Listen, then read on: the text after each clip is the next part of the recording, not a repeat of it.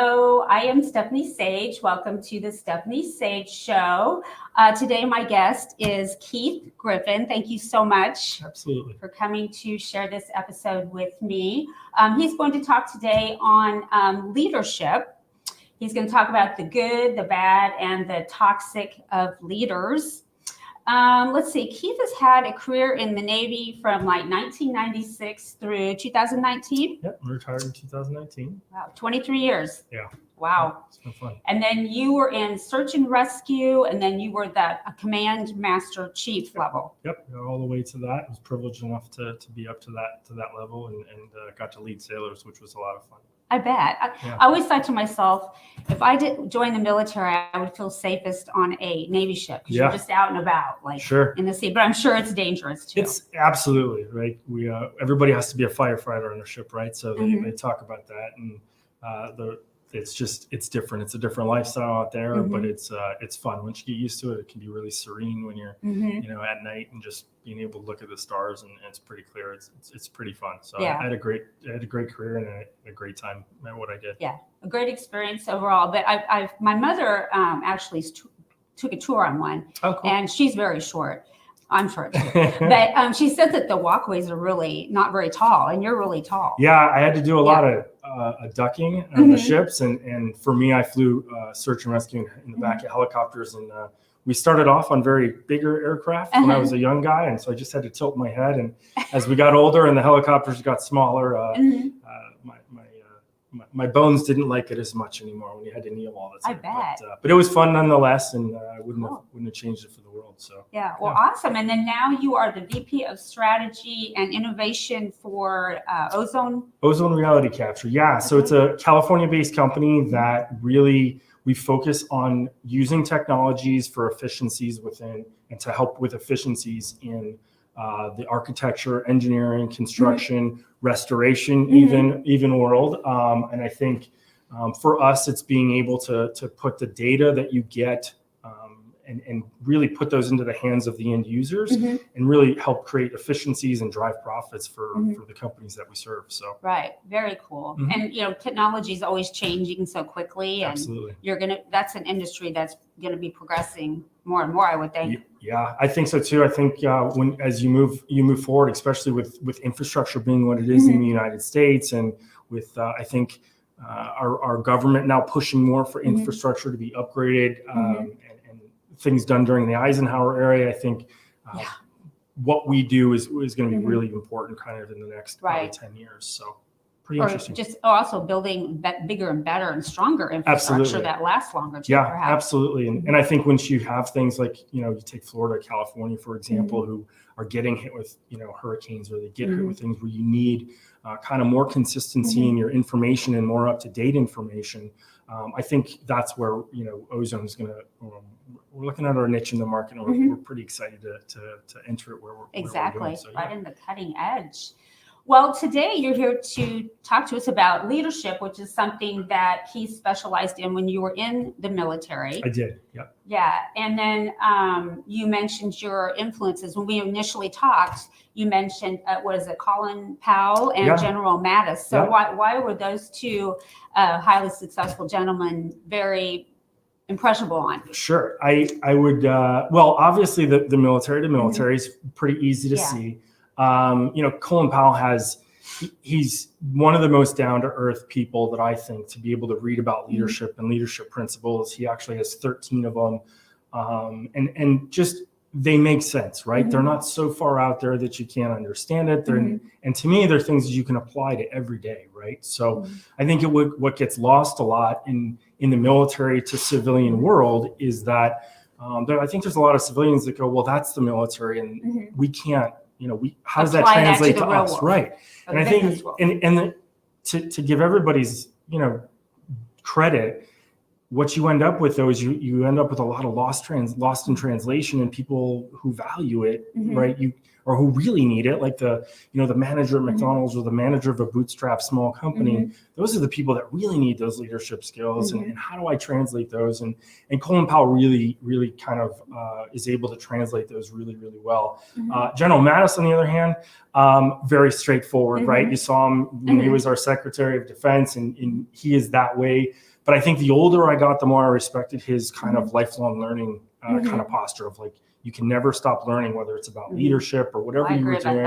And I think that's important, right? I think you have to always step it up because, and I'll give you, right? So when I first came in, I was that little, young punk of a kid. 20? Yeah, I was 19 actually when I first kind of came in. And so what you end up though is by the time I got out, it was 2 generations more, it was completely different. So how do I able to do that? No matter where you're at, company, military, absolutely. Whatever. But to be able to relate to that, I think it was, and it's tough to do. And so Mattis's kind of things were really influential in saying, look, go find out new things, seek out new places to do.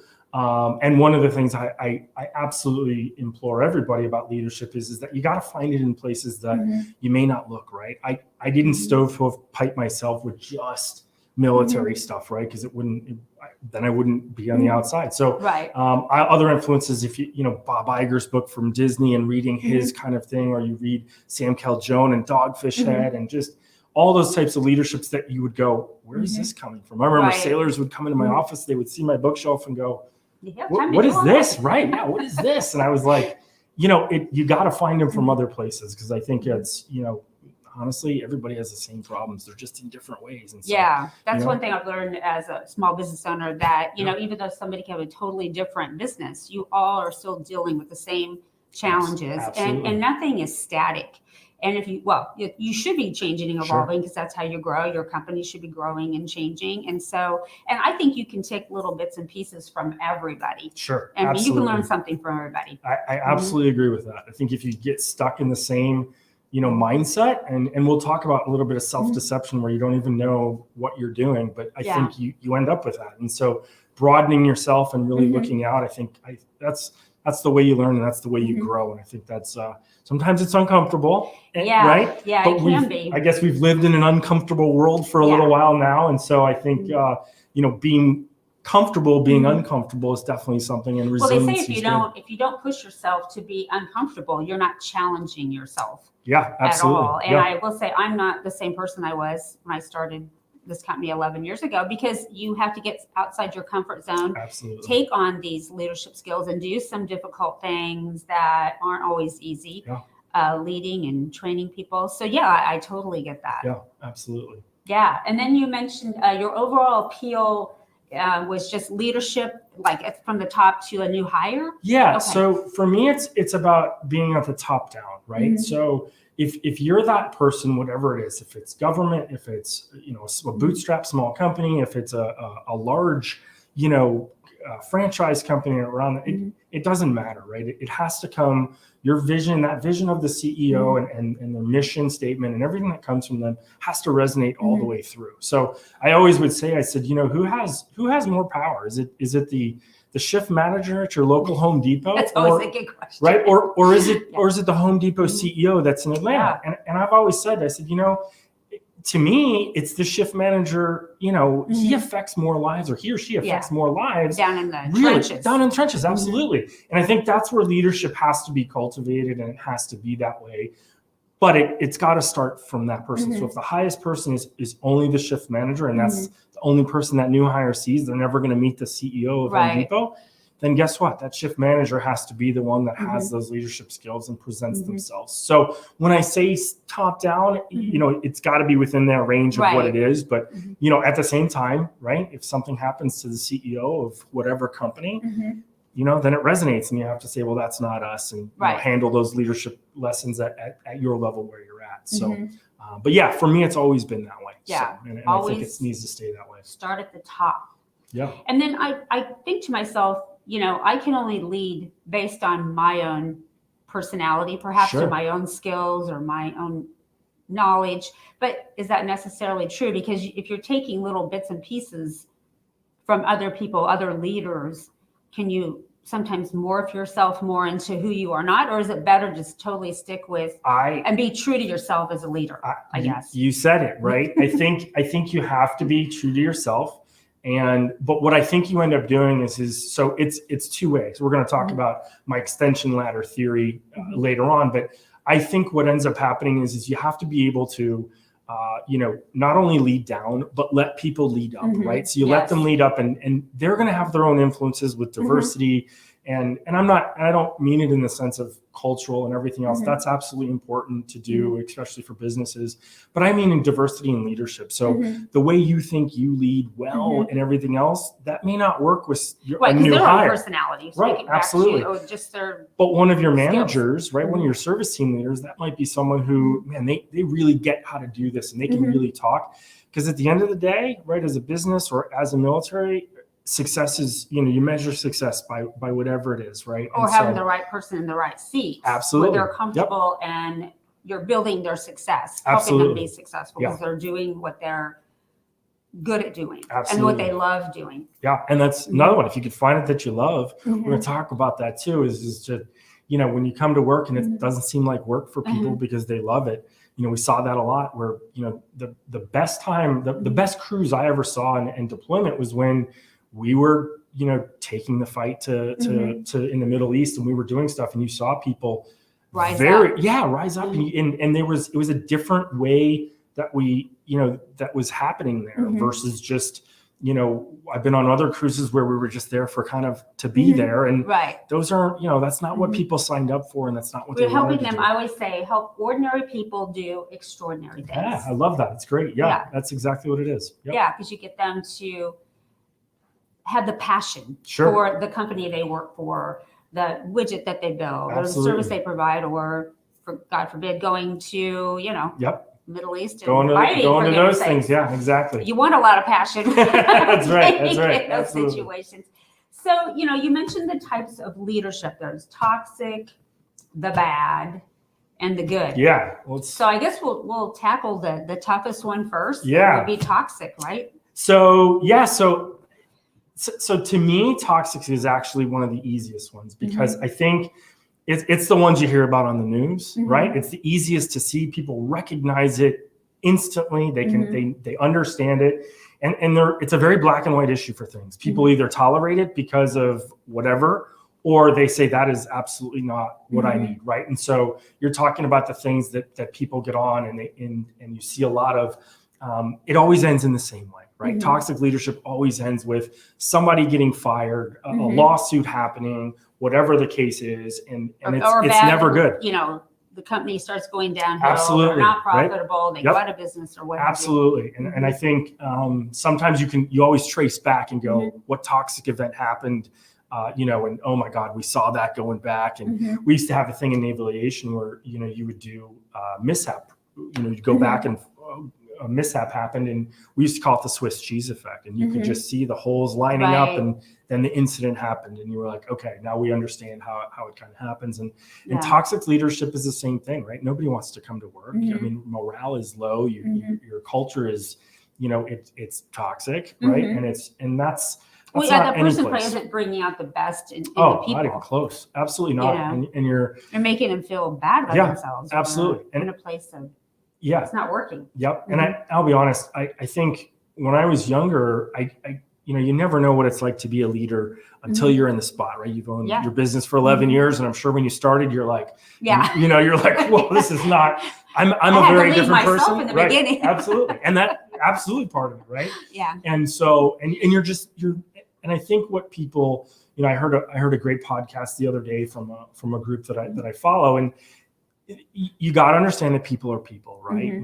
Stephanie Sage is going to have a bad day. Keith Griffin's going to have a bad day sometimes. And we have to be able to kind of deal with that, not only as a leader in charge, but also the understanding from that other people have bad days. Absolutely. Right. Sure. If you're a follower and go, okay, you know what?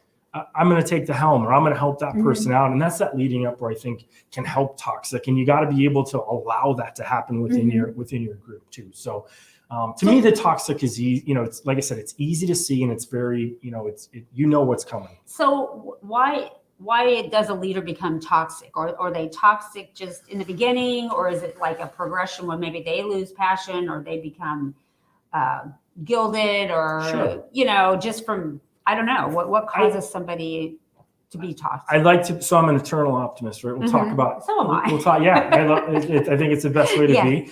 But nobody, I think, starts off and goes, you know what? I don't want to be toxic. Yeah, I want to ruin people's days today, right? I mean, there is, but we hope that you don't start a business, become that, or you have those things. So I think what happens is an event triggers something, and it doesn't get taken care of, or it gets handled the wrong way, and it may be because people don't know how to handle stuff, right? I mean, they don't teach necessarily leadership in the places, right? I had a good friend talking about an MBA, and an MBA is great, but they don't. Okay, so now, but that's not teaching how to lead people, or training people properly. Absolutely. Because sometimes it's lack of, and I know in my own company, sometimes when we've gone through high growth spurts is when some of these things come out. Not toxic leadership. I hope we've never had that here, but I can see where things go haywire because you don't have the right systems and processes in place. You haven't done the right training, and then that can lead to a toxic work environment because people don't have the expectations set for them. So how can they perform when you haven't showed them how to be successful, right? So maybe, and I think it's those things when you're not, and even success, right? You have too much success, or you're not an overload of success. And my wife will tell you, she'll tell you wholeheartedly, she's like, he plans for every single thing in every scenario that you have to do. And I think as a leader, I think it's good to at least familiarize yourself with what the future could bring, and at least have, you don't have to go down the entire rabbit hole with everything else, every solution, right? But just, I think if you know about it, that helps not lead to that toxic. So maybe like a lack of control, Sure, what could cause people to turn toxic in their leadership because they're feeling out of control themselves. Absolutely. And then next thing you know, their operations or the field or production or whatever is going haywire, and then it just snowballs. Yeah, absolutely. I can see that. Yeah. And that kind of leads us out. I mean, I guess the bad, right? Yeah. So so I think, but the bad comes to it. Now, the difference to me between toxic and bad leadership is really that a bad leader may not know it, right? And that's the one. Usually when you're toxic, you're doing something wrong, or that there's, and you're just not changing it. But bad, I like to talk about self-deception and you not really seeing how you're affecting other people. And as a leader, you affect everybody that you're around, right? No matter what. I can see you just get so caught up in what you're doing and you're not paying attention. Yeah, because I can totally you're managing the books, and you see that you're close to the red, and do you let your folks know that? Well, as leaders, no, we usually don't, right? Yeah. They don't want to know. Like, you walk the line. You walk the line exactly. How transparent are you? There you go. How transparent. And I think with bad, though, what you end up doing is you'll see a lot but you're not addressing it. You're not saying, hey, let's have a meeting on let's control using supplies. Yep. Or don't order things until you've checked with your supervisor, or because you just avoid it. Yep. And you just keep hoping it's going to change because you don't deal with it. To me, it's two things, right? So it's you either find someone passing the buck all the time and not taking ownership, right? Yeah. So in your restoration, you send out service teams and it doesn't go well. Does that person come back and go, well, it wasn't our fault because X, Y, and Z? Well, they may not know that, just own it. It's ours. Because in the end of the day, you're going to get the phone call and they're going to go and Stephanie's going to get on and go, hey, we screwed up. I'm really sorry. We're going to come and fix this. And I know that doesn't happen with you guys, but we use them as learning lessons. Sure, another lesson learned and a training. I think it has to be. Guys, we can't have this. And, I mean, because I don't believe that you're ever, because if you're perfect, you're there. There's nowhere else to go, right? That's right. So we're always striving to Absolutely. be perfect. So I mean, those you have to turn those into a positive. Absolutely. I mean, if they keep happening, obviously you got to address that. Sure. But for sure that happens. So I got asked before, do I believe in failure? Somebody had asked me that before in an interview, and I said no, and they looked at me like I was crazy. Like, you've never failed, and I always told people, I said, if you've learned something from it, to me, it's not a failure, right? And so if you're not, and it may be something that you learn and remember 5 years down the road, And now all of a sudden it became a learning lesson for you. And I think if you can understand that as a leader and allow your folks to make the mistakes and not hammer them for that. I think it's, one of my biggest regrets I had in the Navy, we had kind of what we used to call a no defect Navy for a little while, where if you made one mistake, it was, you could be out, right? I mean, they were legitimate mistakes, but people are people, right? And they're always going to make mistakes. And that's just us as a species, is to do that. And I think, but that bad, and actually being able to recognize it. And I think one of the best ways you can help a bad leader is to be able to, like, what we used to call 360 degree,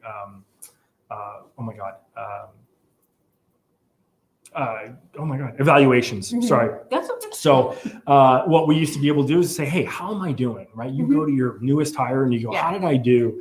And that's tough for some leaders to go, wait a minute, I'm the one in charge. Why are you telling me? But I think it's super beneficial to go, that wasn't nice when you said that, or I didn't think that was that way. And then as a leader, you self-reflect, you take your time to yourself and you say, okay, I didn't see that. And maybe I do that a lot, right? Yeah, no, we try to have an open door communication. We want people to come to us. I mean, if it's objective and, they mean well by it, and because you should always be looking at better ways to lead people, train people, run your business. I mean, what have you? Yeah. I mean, I think that's a good leader. Yeah, I don't disagree. I think that's how you communication. That's how you stop that barrier of self-deception where you can't really shows see. They care. Absolutely. Because I mean, we've had employees where they just never come back with anything. It's like a customer where they come to your restaurant and they aren't really happy and they leave and they never come back. Right. You don't want that. And you'll never know. Right. You'll never know. Absolutely. Same thing.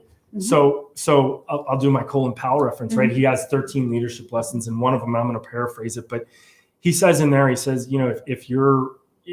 people that you lead stop coming to you with their problems, one of two things have happened, right? They either don't trust that you're going to fix the problem, or they think that you can't fix it. Or you don't care. Right. Or you don't care. Yeah. And either one of those is bad. Is a failure of leadership. And I think that one out of all of his things really stuck with me, because trying to have an open door policy, being open to those things and going, hey, yeah, that makes sense. And we have people that come to us and they go, oh, is it time for my review? I mean, I'm like, wow, they want to know how to do it. There's a lot of people like, I don't want to do my review. I'm worried what they're going to say. And this person cares. And that brings out to me that people really do care, and they love what they do. And if you have a good organization, people love coming. And gosh, they care. You should care even more. Absolutely. I mean, because that's priceless. Yeah, absolutely. Truly cares about doing a good job and the company they work for. Yes. Absolutely. Yeah, that's good. And then what else? No ownership, passing the buck on the bad leader. I like the one you said, leadership, not likership. Yeah. So what do you mean by that? There was a sign that we used to have when we got to Kuwait. We were working out of there, and there was a sign right on the side of the road. The Army loves to put their signs all over the place. God bless them. And they have so much more room than we do. We don't have that room on the ship. But it said we need leadership and not likership. And I think one of the things in the bad section that you fall into was that you end up trying to be you're trying to be liked by everybody in your company. And the truth of the matter is, right, it's like parenting, right? I have to be a parent, not a friend, right? And so and going through, I have a teenage girl, and so we're going through those little things now. But I think what you're trying to do and making sure as a leader is that people respect leadership, right? And when it's hollow and they know that you're just pandering to them and blowing smoke, I think you end up just, as a leader, you're just trying to be liked. And that's, people don't want that. They want to know, they want to see authenticity and then you being genuine, I think. Yeah. And I think that they can sense whether you really care for them or not. Don't you think? Yeah. And I think it's okay to tell somebody, we got to work. I need you for overtime, or we got to do this one late because we screwed this one up. And people understand if Simon Sinek, obviously a huge leadership guy, he talks about the why of things. And if you explain that to people, they're intelligent enough these days. We would say it involves all of us. Absolutely. The more profitable we are, the bigger raises you're going to get, or the better benefits. Yeah, that's the easy one, right? But sometimes it's hard, I guess talking money, but sometimes it's not all about money. It's about the little things, the company culture, how you treat your Absolutely. employees, or just little perks that you try to do. Yeah. But it's like just trying to extend that genuine caring. Yes. And you do kind of walk that line. I think you have to. Like a parent. Sure. I mean, you're like, I love my kid. And Right. I want them to like me and love me. That's but, right. but you can't let them go do whatever. Correct. Won't That's be good right. for them. Yeah. Yep. So. Yeah. Interesting. So now let's go on to the good. Yeah, the leader. good. So the good stuff is the good stuff, right? So that's to me, it's really simple, right? If you have open, clear, concise, transparent communications, I think that is probably one of the biggest things that you can. Now we all know you can't be transparent about everything, but I think if something's happening with your company, or in our case, it was if you for us it was like deployments, right? If our deployment was going to change, I had a really good leader who said, all right, as soon as we know for 100% what's happening, or even if we didn't, but we can at least prepare people. I think what you end up doing is you show that, hey, look, we trust you enough with this information. You need to know, hey, I wouldn't act on it, but this is what's going to be happening and why it's going to be happening. And I think people then go, well, thank you, first of all, for including us in those decisions. Right. And it's clear, right? So I had a recent incident where, I was not clear on what I was telling someone I wanted them to do. And I think I looked back at it of why we had that miscommunication, and I said, man, I didn't give you my expectation from the very beginning. Right. And if you don't, people are going to do what they think is right, or what, and that may not align with your vision for what you want. And so I think when you set those expectations early and it's clear, it's concise, I think you end up already starting off on the right fit for watching a good leader and going, man, that guy's going to tell me how it is. That girl's going to tell me how it is, and whatever it is. And I think that to me is what builds trust. Absolutely. Yes, absolutely. Rapport.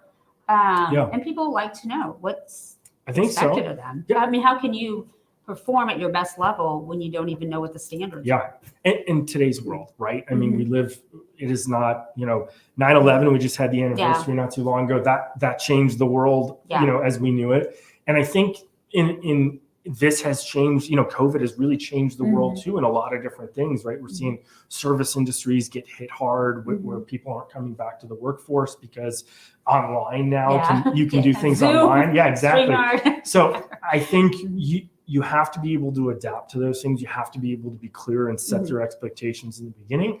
And then I think you avoid kind of those things that lead down the bad path, right? You avoid those things if you just make sure that those are what you have to do. And whether that's the newest hire and say, hey, this is how we wear this uniform when we go and we make sure it's tucked in, or whether it's just, hey, we don't, that's not tolerated where we are, or whatever it is. I think that's important to base, because look, people are either going to live with it or they're not. And that's okay, because as a business person, or as a leader, you set the example of how you want, and that's how. Well, you just explain your reasons. This is why we do it this way, and that's part of how we teach our company culture, why we work the Sage way, as we call it. So and I think as a company too, you're always, you're gonna, as you're growing, you're changing, and so you're always changing your onboarding processes and improving your training, because then you have many more people. Right. Yeah. Back in the day, I had 2 part-time people when I started out, so I worked with them. Yeah. But then, next thing you know, you've got 20 people. Right. So it's just more people to manage, or layers. So it's just, it all starts with the good habits. Absolutely. And my advice to anybody starting up is start with the good habits, because you can build on them, because as you grow and then you try to go back, it's that much harder. It's tough. Yeah. And I think that, when you go back and you look, and I'm sure you could go back and look at kind of as you grew through the 11 years and go, man, I didn't communicate that one correctly. And I could have. And every single time in the military, we talk about it all the time, is that your communication is one of the first things that break down. And we try so hard to make it clear and concise. And Mattis, so I'll reference my influences. Mattis did something what was called skip echelon communication, where he took out people who you would normally want, in the normal chain of command. He would take them out and get it directly from the source, right? And that's kind of unheard of. Well, because they hear the thing, you start the gossip in the circle, absolutely. And the story changes Telephone, a little, right? with each person. Yeah, and so he did that off, and he that's literally going to the source. Absolutely, and I think in that case it was because he needed the information as clear as it could be. right? Mm-hmm. And when you start to convolute it with different levels and everything that comes into play, I think we can all take a cue from that and go, hey, look,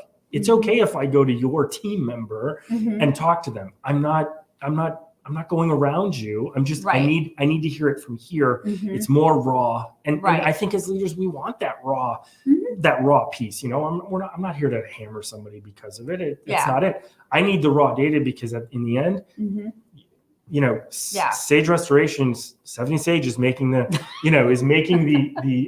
decision. And so I think that's important when you kind of look at it like that. So, that's one of my things. So the other one, I think you have to be, and we both talked about this before on screen, but you have to be infectious with your optimism, right? I'm a super, my wife will tell you, I'm too optimistic all the time, right? I'm always optimistic, but try to find the good in whatever happens and try to find, you know, and to do that, I think the easiest way to tell somebody, because it's easy to say I'm negative or I'm positive, but if you find the lesson in stuff, I always try to find the lesson. I think that sometimes brings out the optimism of saying, you know, it happened, but what can we learn from it? How do we fix it later? And it becomes a lesson. And I think that really drives that optimism, I think, from just being something that, oh man, that just hit us in the face. What do we do? And you go, okay, wait a minute.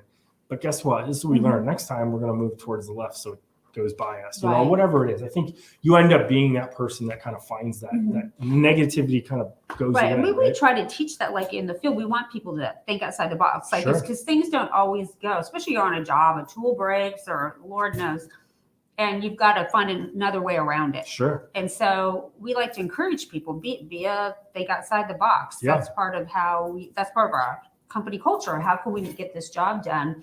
You know, but it encourages that free thinking and also the optimism. It's another lesson learned, or it's just staying positive through a little bit of adversity on a bad day on the job. And what a great lesson, right? You have stuff breaking, they figured it out. Yeah. They take their ownership of it. And then all of a sudden they're like, man, we did it even despite all this stuff happening. So I think that's great. It promotes that optimism, and I think it's infectious. You know, if you come in as a bad day and you're like, oh, here we go. I think everybody else takes it on and goes, oh no, boss is mad today, and you know, we're gonna have bad days, and people are gonna know it. Energy affects everybody. People realize when you got low negative energy, it affects you. It just flows around. But when you've got somebody that comes in and raises that energy bar and makes everybody just feel better, and the frequencies are higher, and people just get in better moods. I mean, some people just have ability to do that. Right. Yeah. You know? Yeah. And it's probably where my wife would tell you that's me, right? She's like, oh, I know you're right. I know you just stop it. I just want to be okay. Got it. I just want to be in my bed. That's right. I just want to do this. Yeah. And that's okay. I mean, everybody's got to cry in their soup and have a bad day. But I think it does help. Just your mental health, physical health, everything around you, if you can try to see the best in everything. I just learned early on, years ago, I just thought, you know what, you have to take everything that happens to you in your life and make yourself a better, stronger person. And I don't know what clicked, but I've tried to live my life that way. And then you look back over the hard times and you're like, actually, you can find humor in a lot. I mean, it's like, you're like, holy smokes. We acted like that? Or we dealt with that? That was crazy. But if you can keep the energy high, nothing's better than a positive, happy leader. And then you have happier workers. And it's just infectious, raises the energy. Then you don't believe in failure. You mentioned that. Like when I started out, I mean, the odds were so against me. The learning curve was insane. There's days I would be making sales calls. I just want to sit and hit my head against the steering wheel, like, oh my God. But you know, I just told myself failure is just not an option. Yeah. This is not going to be an option. I just, and I drive forward. Not that I haven't had my failures, because I sure have, Not but if you learn it from egged me on. Well, my failures when I lost a job to somebody. I'm like, dang it. Right. But you just have to keep on, and a learning lesson. It is. I noticed you had your word KISS. Yeah. So I am a firm believer. I think we talked before about, you can read the books of everybody, and sometimes they miss connecting, right? Because that's the CEO of Disney, or that's the lead guy of Whole Foods, and you read those books, and Steve Jobs, right, or all the Navy SEAL books that special operations, which are great, and I can totally connect with those, obviously. But I think sometimes the average person, you get jaded of thinking, well, that's not me, I can't do that, so then you miss the boat. To me, I love KISS, right? So we've heard of KISS, that keep it simple and stupid. Yeah. So what I do, though, what I like to do is I like to replace the last S. So I think the world now, because of social media and news, and we're educated, whether it's good education or bad, right? We are definitely more educated, and we can handle. I think before we There's didn't a lot of news out there. I mean, absolutely. We the people are the news. I mean, we're out here talking, right? That's right. We have access to social media like everybody. Absolutely. Then the regular news station. Yep. Yeah. All over, right? And whatever your flavor, you can go find right. it. So to me, I think in replacing the stupid with something else. So I like to replace something more positive. Well, yeah, right. Positive. That's me. So I'll give you 3 examples. So I think sincere is a good one, right? So keep it simple and sincere, or keeping it simple and sensible, or keeping it simple and steady. I think we'll use those 3 for example. But I think, again, we talked about sincerity, right? And being true to yourself and not being a hollow leader. I think if you can keep things simple, you don't need to blow it up when it needs to be technical. Okay, that's fine. But keeping things simple for leadership, I think is the way to go, right? I think it needs to stay like that. And then being sincere is number 1. Keeping it sensible.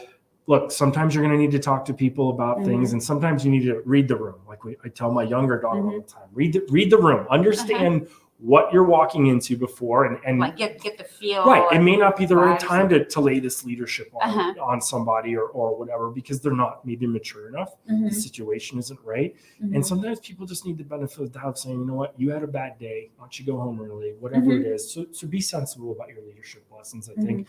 And then steady, right? Drumbeat advertising works for a reason, right? You hear things over and over and over again. And I think when you keep them positive and you keep them, the sage way, right? Over, this is how we're going to do it. And you back it and you believe in it. I think if you do those things, you can keep it simple and whatever, and right, you can insert your own S. I think what you end up with something then it becomes positive, and it becomes a lifestyle and a culture for that you want to promote. And I think that's one of the ways to be able to do it. As a reminder for yourself to be able to say, yep, I just want to kiss it. Just kiss it and keep it this way. I think that's important. Yeah. Keeping it simple is always easiest. Yeah, absolutely. I know our leadership team likes to keep it simple. Sure. Because sometimes if you make it too involved, then you just muddy the waters and it's too much to follow. I'm just trying to think of experiences. We've evolved as a company and our leadership, and you have to be honing that all the time. I've been reading, actually I joined a group, it's called Conscious Capitalism. I'm reading the book, and it's about just being more authentic, with employees in your company.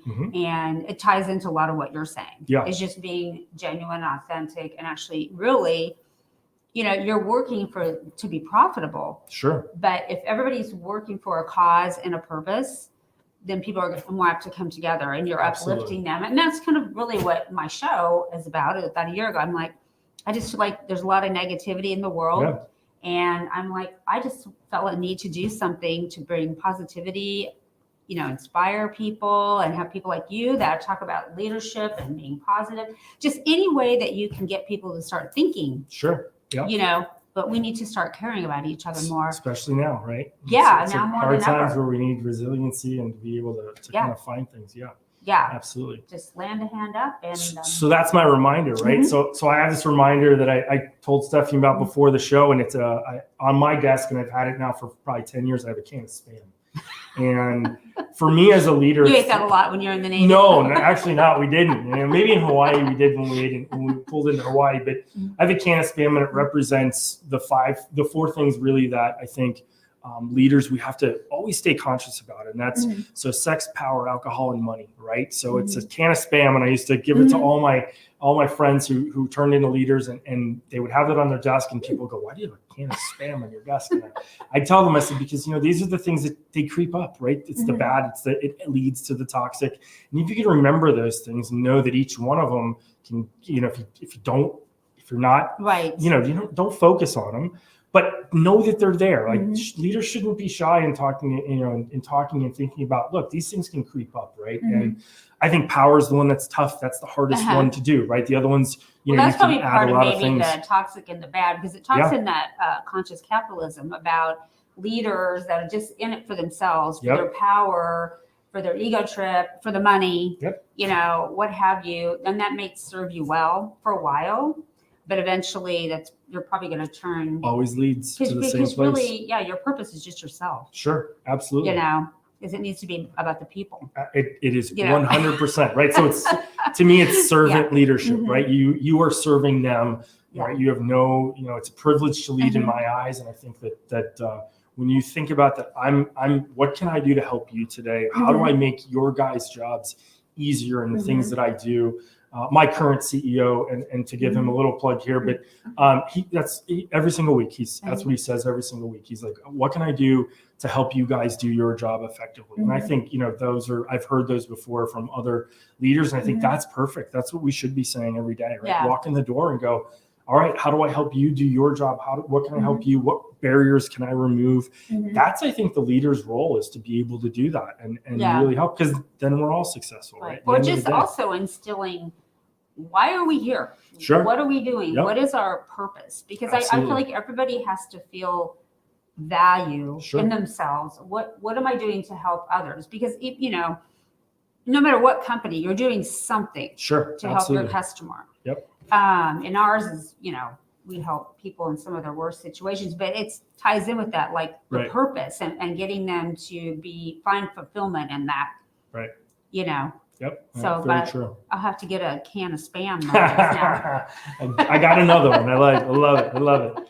So it's good. So I guess one of the things to me that I've over the time frame, I've read so many good quotes, and I've read so many good things, and I kept thinking to myself as I'm currently writing a book about KISS leadership. Cool. I'm excited to. Are you put that out on Amazon? Yeah, maybe we'll see how far it out. Little plug there, but still writing it. It's coming in chunks as I'm kind of really gathering all my thoughts on it. But what I like to say, and I think this would be great for the viewers, is if you remember that honesty, consistency, and transparency from the top down leads to that trust, respect, and loyalty from the bottom up. I think that is what, if you look at that and kind of understand it and say, these are the things we're going to build upon, because we know it's going to lead to these things in the end. I think that's what we all want, right? I mean, we want people that are trustworthy and loyal and everything else in our where we work in our environments. And I think it only starts, like we talked about, from the top up, from the top down, where you end up with that honesty, consistency, and transparent kind of leadership. Right. And then hopefully you're building leaders along the way, because you need people leading out in the field. Yep, absolutely. And then you're helping them grow as a person, and their confidence and just their lives. Yeah. And I think you're training, right? You're always preparing to train your replacement, right? I mean, maybe not owning the business, but if you think about, well, what happens if that person leaves? Who do I have to step up? And I think if you take advantage of the moments, right, as a mid-level leader and as the highest level leader, to take advantage of moments that can, really bring out those leadership traits just in little lessons. I think you end up with, you avoid the bad, right? Because you keep it clear and transparent. You definitely don't go down the toxic route, and you stay and learn in that good level, which is the whole point of today, was to talk about. Have you ever done workshops on leadership? Personally? Yeah. So we did it every year. So the great part about it was, when you make Chief Petty Officer in the Navy, which is at an E7 level, the Navy is the only one that really kind of takes it to this level of that. We take 45 days off, and we really just we really focus on an initiation process that is all about leadership, right? So it's about leadership and time management. It's kind of like a retreat. Yeah, you can call it that. I mean, we like to say that you're still doing your own jobs, but you need to figure out, right? A leader has to understand what's important. How do I prioritize leadership, right? And what do I end up doing with it? And so I think that's when we did that. From 2010 when I made it, 2011, all the way until for 9 years, every single year, it was in front of the newest group of Chief Petty Officer Lex, and really talking to them about, hey, listen, this is what this really means. This is why this is important. The first day you put that uniform on, that junior sailor doesn't know, right? So Mhm. if you brought a manager into Sage tomorrow, Yeah. and then you brought a new hire on, that new hire doesn't know that manager's been here for a week. They Right. just know that this is the person I need to go to. And I think that's important. You instill that Mhm. what you call the Sage way. Mhm. You instill that from the beginning, and I think that's what we were trying to do for all those Mhm. for those leadership kind of periods. And you just build the camaraderie and the esprit de corps Mhm. within that whole group too. But and for us, it was a lot about history. Mhm. And I think you can do all those same things kind of, Yeah. in this civilian world. There is definitely a transition between the two. So, Mhm.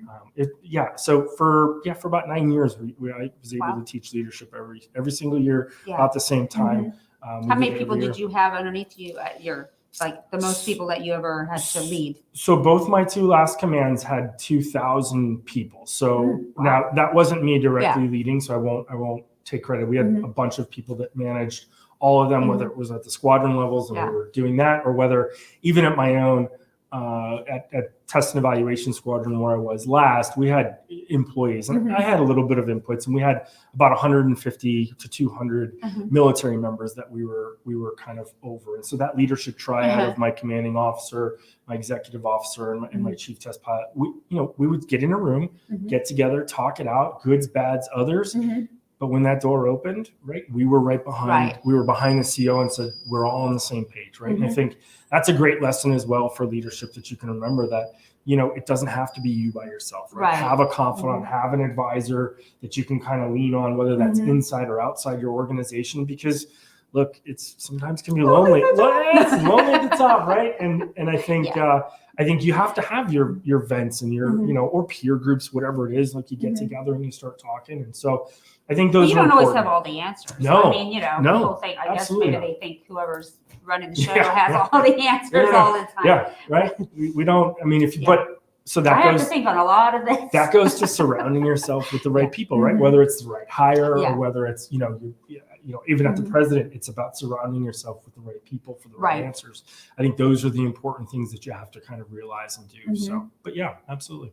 Wow. Well, this has been wonderful. I learned so much today about leadership, and I so appreciate you Well, thank you. coming in to be on my show. It's been a ton Absolutely. of fun. Well, this has been great. I felt very humbled of watching episodes 1 through 5 and saw all those absolutely great guests that you had, and so I'm glad to be on here and excited to kind of share a little bit with you. So I thank you very much. Sure. And then people, how can they get in touch with you on LinkedIn? Is how I met Yep. Keith. Yeah. So And LinkedIn is good. You can look at Bozone Reality Capture, and I'm on that. And then otherwise, maybe a book here in a little while, but we'll see how that kind of ends up. But LinkedIn's probably the best way to get a hold of me, and would love to chat, love to talk, and do more things like this. Yeah. So, Yeah.